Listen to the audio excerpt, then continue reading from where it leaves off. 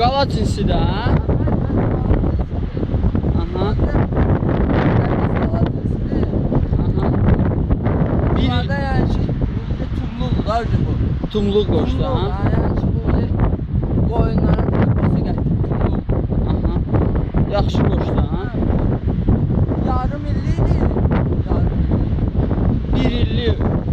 Yox, yox, bir il olsa yarım illik. Bir il olsa bu çox iri olacaq. Ha? Bu öz rəngi də görsünüz. Yunu da. Bu yunu da. Bu da qulaqları satır. Sinəsinə. Aha. Bu da hündürdür.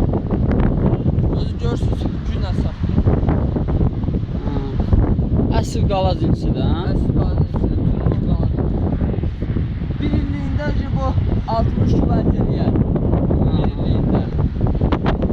2 illiyində qalxacaq. Siz hələ yaxşı baxa bilməmişsiniz. Bu illəri quraqlıq olub, hə? Qışda su problem olur, çox olur. Problemlər. Ona görə heyvan biraz zəifləyir.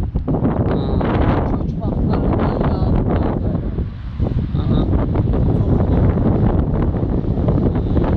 İndi yay ayıdır, heyvanlar yayda zəif olur, ha, Bakıda. Zəif olur, Bakıda